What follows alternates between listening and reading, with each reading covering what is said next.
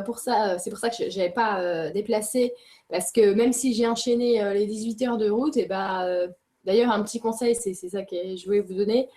Je veux dire, quand on se fait accompagner tout le temps, même si on fait 18 heures de route non-stop, bien sûr, on s'est arrêté quelques fois, eh ben, on n'a pas de, comment dire, on n'a pas trop de mal en fait, hein. Ça se fait tout seul, hein.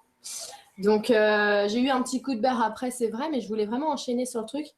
Et c'est juste que bon, et ça s'est pas passé exactement comme j'attendais. Donc, comme quoi, il ne faut pas avoir d'attente. Et je voulais pas imposer. J'allais chez des gens et je voulais pas leur imposer en plus euh, le fait que je me barre pendant 2 heures alors que je viens de débarquer chez eux, quoi.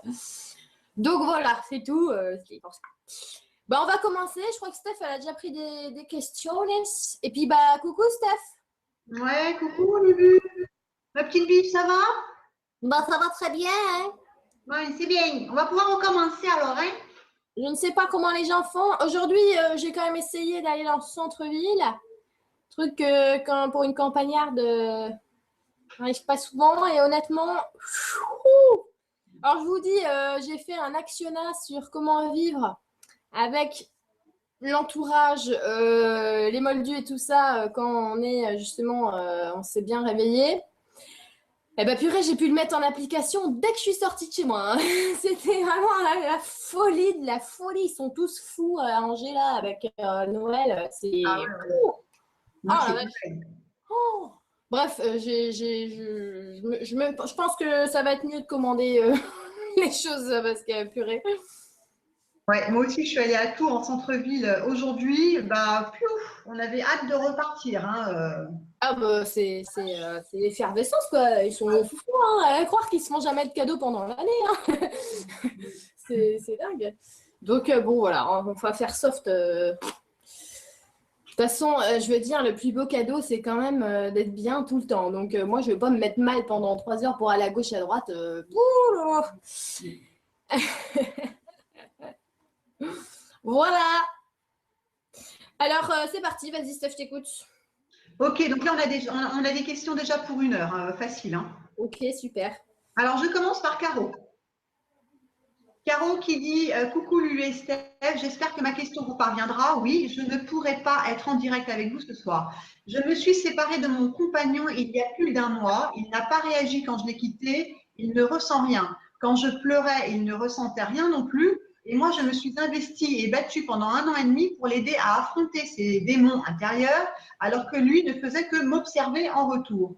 On a eu aussi de beaux échanges et de beaux moments, mais aujourd'hui, j'oscille entre des moments où ça va et des moments où je deviens folle, où j'ai envie de l'appeler, de ne rien lâcher, et je me dis que j'aurais pu faire plus ou autrement. Bref, je n'accepte pas qu'il ne m'aime pas, qu'il puisse me laisser dans une telle souffrance et que ça lui soit complètement égal. Que s'est-il passé, Lulu? Comment faire pour arriver à lâcher prise? C'est quand même typique des pervers narcissiques, hein, ça, hein. C'est vraiment le témoignage typique d'une victime de pervers narcissique. Faut pas s'attendre, je veux dire, souvent on parle de PO, de pervers narcissique, et on s'attend à des monstres. Or, c'est pas des monstres en apparence, pas du tout, quoi. C'est plus justement ce yoyotage à l'intérieur et on a la folie de vouloir être aimé par cette personne, on est dépendant d'elle et en même temps, on est tout à son service pour l'aider alors que cette personne, elle nous aiderait, mais pas une minute. Et je veux dire, on a des... Tu vois, ce qui me donne, et d'ailleurs c'est un exemple qu'ils m'ont souvent donné, c'est cette dépendance que tu as comme si tu étais drogué.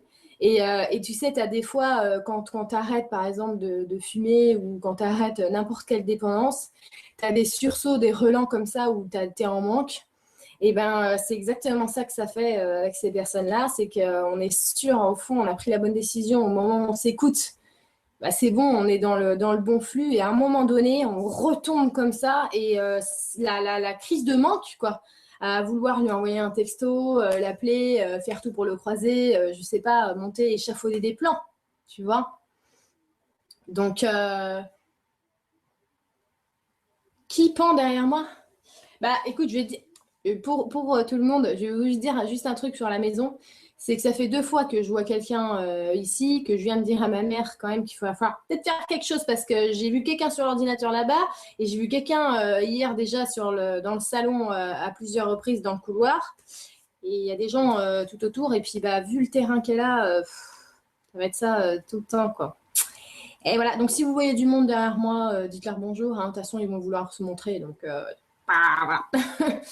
Mais voilà, si je dois répondre à cette question, honnêtement, pour que tu prennes conscience de ça, parce que moi, je ne veux pas catégoriser les choses, je veux avant tout que tu prennes conscience de la situation, et bien, vraiment, je t'invite à aller regarder les blogs et les forums sur les nanas et les hommes qui se séparent justement des pervers narcissiques. Comme moi, je dis, c'est des PO, hein, parce qu'ils ne vont pas forcément jusqu'à là dans la compréhension, mais pour que tu comprennes là où tu en es rendu. Parce que, je veux dire, il y a un truc immensément difficile à faire, c'est bien ça, c'est de se séparer de cette dépendance-là, parce qu'ils sont très très forts. Hein. C'est-à-dire que, comme tu l'as très bien dit, on a envie de les aimer plus que tout et d'être aimé par eux, et on n'a pas en retour, et on est complètement focus là-dessus, quoi.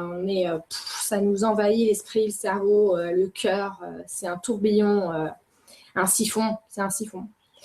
Donc voilà, recentre-toi, reviens à l'essentiel, et un truc qui aide, va voir les forums que je t'ai dit. Et deuxième truc qui aide énormément, c'est regarde-toi, toi, avant.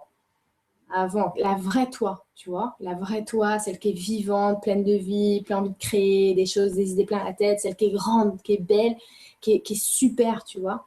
Et ben, c'est la vraie toi qu'il faut écouter. Ça, c'est très important.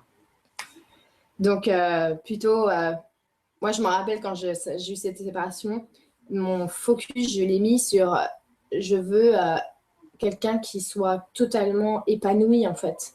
Et comment dire, voilà, je veux plus, je pensais plus à lui, je lui disais tout mon amour, il faut qu'il aille sur quelqu'un qui fait miroir avec moi et que comme ça grandisse.